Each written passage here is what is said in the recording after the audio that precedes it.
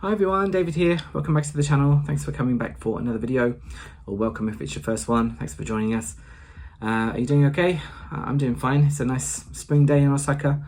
Golden Week's finished. We're heading towards rainy season, and I've got a lot of expo stuff to get through. You probably see maybe my first and my second trip videos to the expo.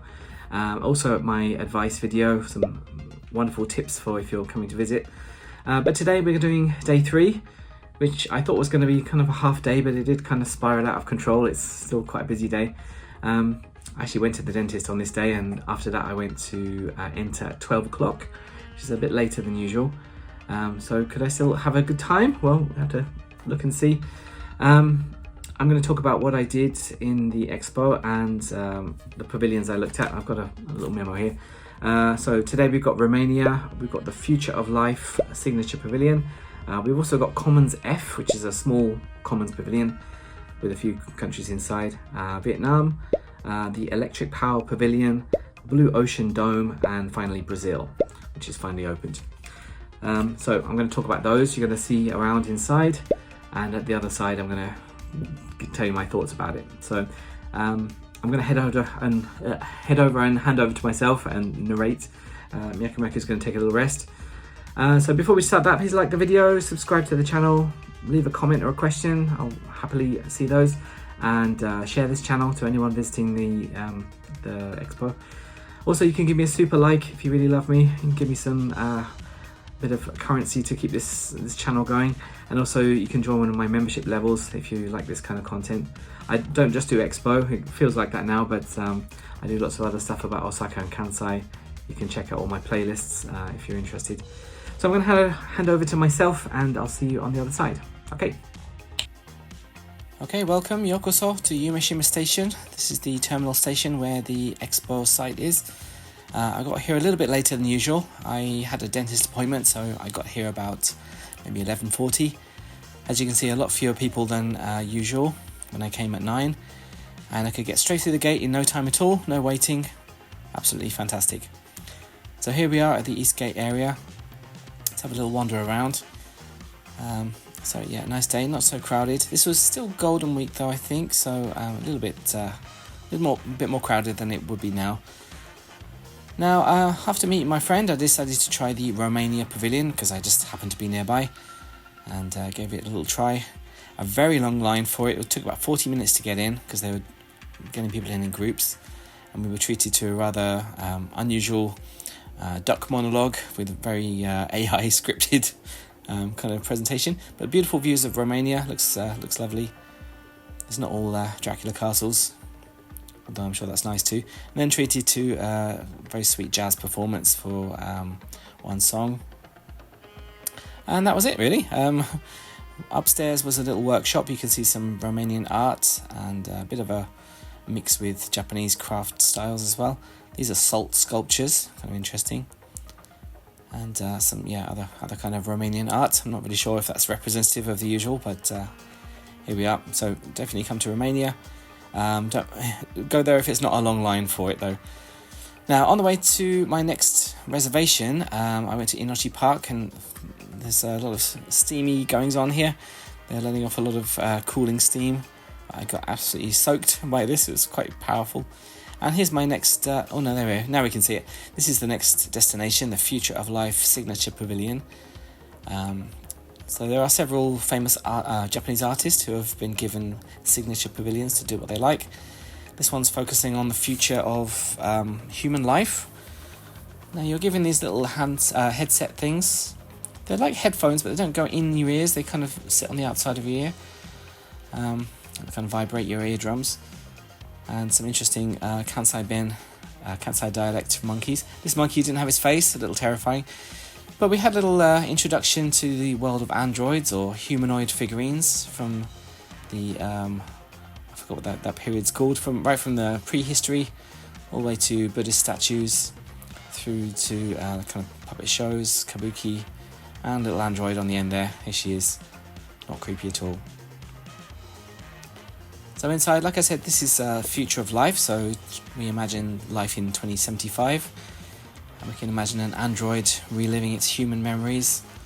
if its memories are implanted in an android. And we could take a little train ride as well. There's someone, the seat's taken already by a little android boy. Otherwise, here we are, off to the world of tomorrow. And that's, I don't know, Space Tokyo or something. Is that Osaka? And we're guided around by these slightly unusual robots through our kind of narrative, very narratively led through. So we can see Grandma here playing with the kids, making lots of nice memories, and even using technology to change her apartment into, well, I don't know, maybe this is virtual reality, into a lovely island resort. Okay, follow this little bouncing robot to the next section. Oh, some nice projection mapping there of this android on the shoji screen, but it wasn't actually a projection at all. It was a real android hidden behind the scenes. A little bit surprising. I felt like I'd seen something I shouldn't have. And yeah, poor Grandma's going to be deciding whether she wants to have a natural death, or be implanted into an android. So what's the ethical concerns of this? But she can throw down some sick moves in the park if she becomes an android. There we go. Dynamite. There are even android celebrities. So that's Matsuko Deluxe, a famous Japanese talk show host, now in robot form. And finally, we get to the boss stage, a rather terrifying but kind of entrancing robot dance.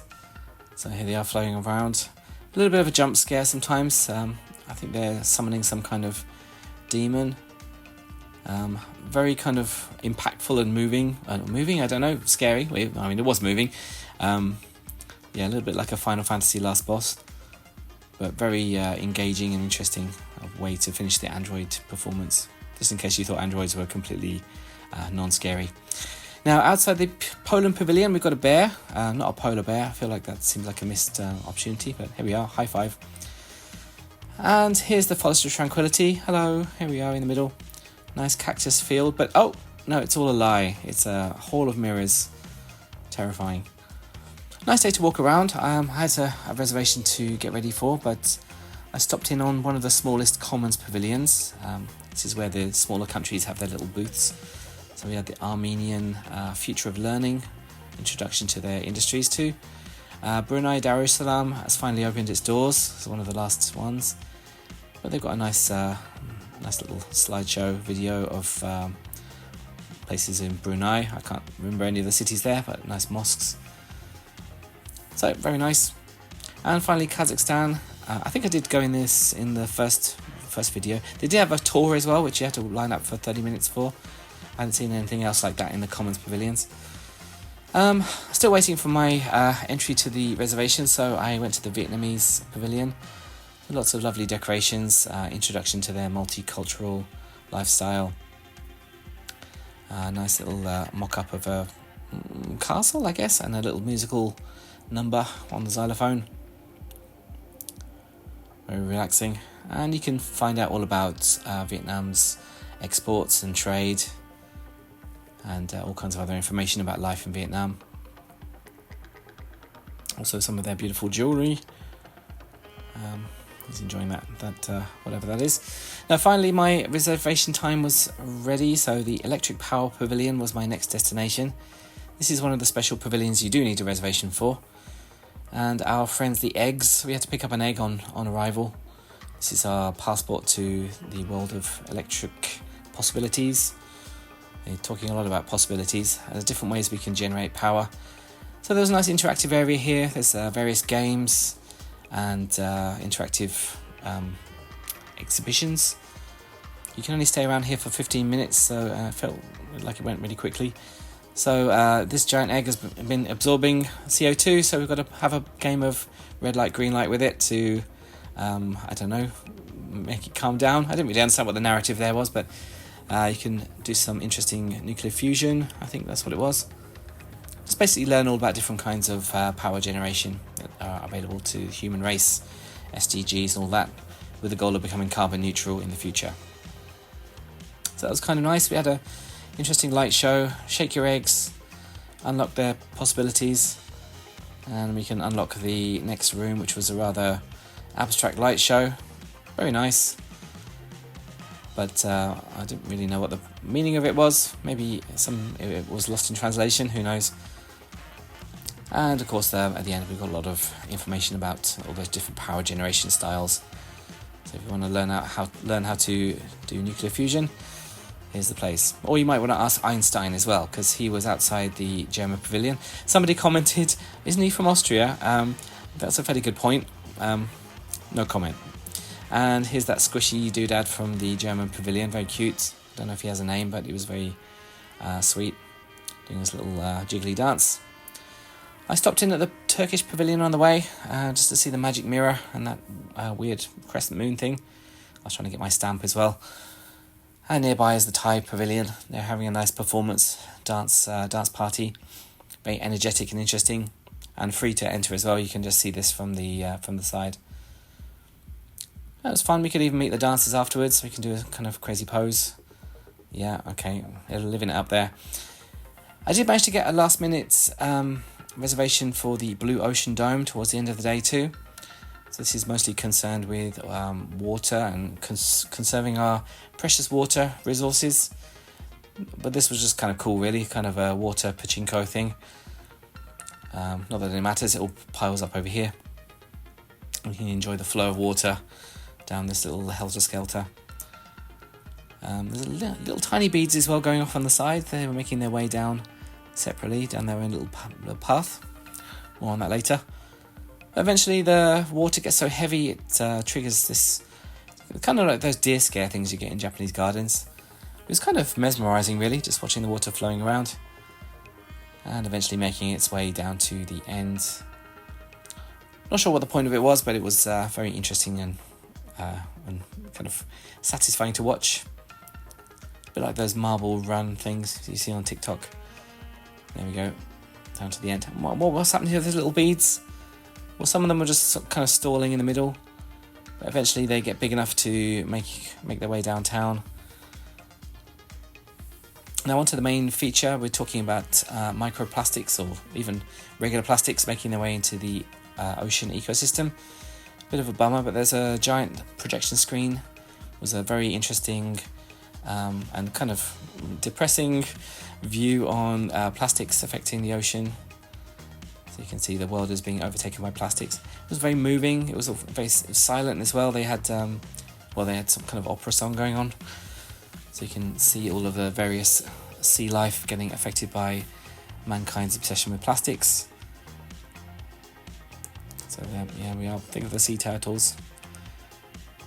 Chop up those six-pack things. And some really kind of, eye-catching points made with kind of natural scenes with this plastic intruding, and some information at the end in the lobby before we leave. So by the time I got out, it was actually night time. Time to make my way back home. I did stop by the Yoshimoto Pavilion. Yoshimoto are the comedy clubs in Osaka. They were having an amateur karaoke dance battle, I think. And finally, the Brazilian Pavilion, one of the most entertaining ones to say. They were having some interesting fun with inflatables. I think this is some kind of Tim Burton-esque cockroach monster. Otherwise, there's some kind of businessman, a family, something kind of Last of Us going on here. Is Last of Us the one with the mushrooms? I can't remember. Some nice couple being impaled by a fish.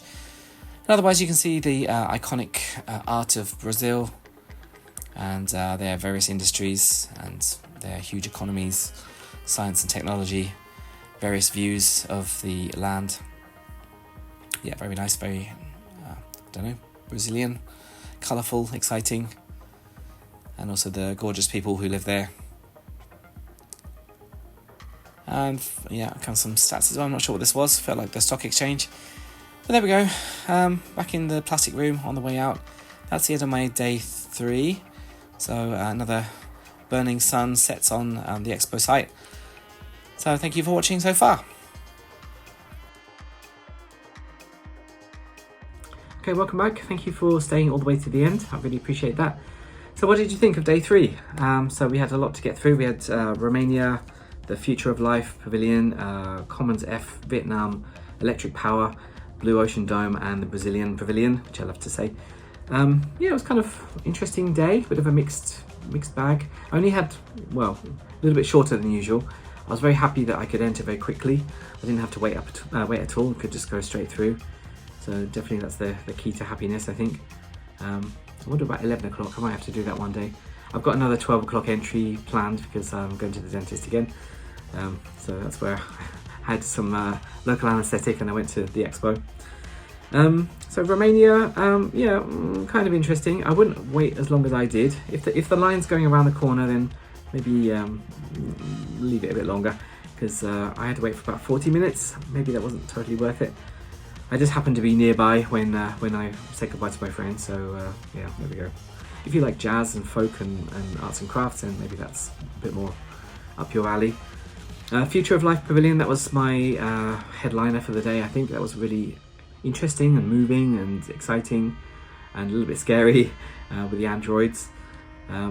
Yeah, interesting concept. I felt like it was really well thought through, and you had the little audio guide as well. They're kind of like earphones, but they didn't go in your ear. They kind of stayed on the outside and vibrated your eardrums. That was kind of unique. Yeah, kind of interesting robots, and the story was quite moving, really. I like the human angle that they put to it, and the kind of scary final boss stage androids at the end were a little bit scary, but yeah, unforgettable experience. Commons F, I mean, there's not much there. You've seen one of the other Commons pavilions if you watched my other video. So I think Commons A to D are the large ones with lots and lots of different countries. F is only 3 countries. They had Armenia, Brunei, Darussalam, and Kazakhstan.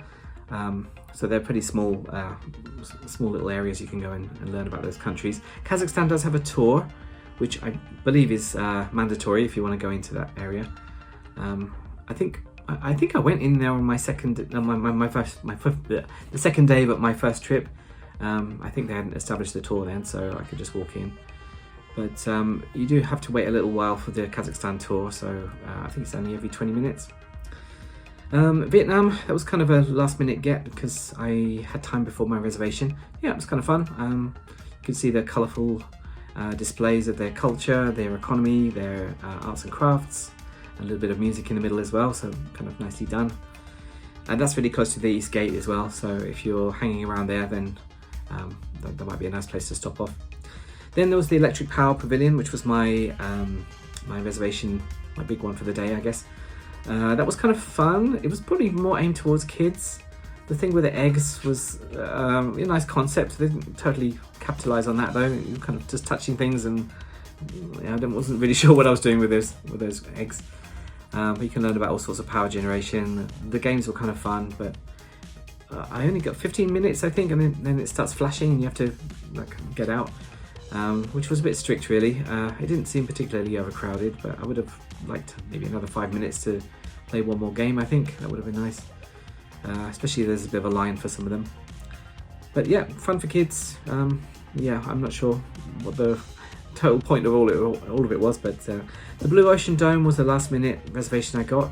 That was kind of interesting and kind of entrancing as well. The water kind of sculpture pachinko thing was really engrossing. I could have sat there watching that for ages. And the theatre was yeah, a little bit depressing, but well, I mean, that's what we get for dumping all this plastic in the ocean. So very moving and engrossing again. The theatre was really nicely done, although there was a kind of echoey noise from other areas that was kind of annoying, but yeah. So check that out if you have a chance. And finally, the Brazilian Pavilion, my favourite one to say. That's finally opened. That had a bit of a late open. Luckily, I didn't have to line up at all. It was kind of interesting. They have inflatables. Wasn't sure what the concept was, but other areas had nice, colourful Brazilian displays. It did get quite hot though, because all the video screens were running like megawatts all the time. So that was kind of fun too. So that was my list of the day. So entering at 12 was good. I didn't have any waiting time, and felt quite good about that, because all the other times I visited, I've had to stay outside in the sun for a long time waiting to get through the gate, so it was a nice change.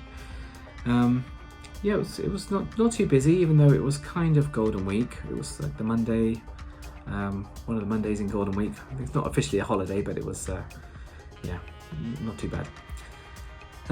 So that was my shortish day, let's say, compared to the other ones. So I hope you like that. If you have any questions or comments about the pavilions, let me know. If you have any recommendations for me, I'd like to hear those. Otherwise, please like this channel, subscribe, share this channel. If you really liked it, give me a super like. That can help me pay for this channel's running costs, which are not insignificant. And also, you can join one of my membership channels if you really want to, membership levels, and you can get some extra content. I've already been the 4th time already. I'm kind of got a bit of a backlog to get through. So next time I will show you Canada and the Netherlands, which you need a reservation for. You'll also see Korea, the Osaka Health Pavilion, which was surprisingly huge, and a few other ones I picked up at the last minute. So definitely stay tuned for that. I've got a playlist for the expo stuff. I'm going to make that. So watch it all and please enjoy. Otherwise, I think that's the end. Is that right? Yeah, okay. I think he's ready to finish too. So I'll see you in the next video. Thank you for watching. Take care. Bye bye.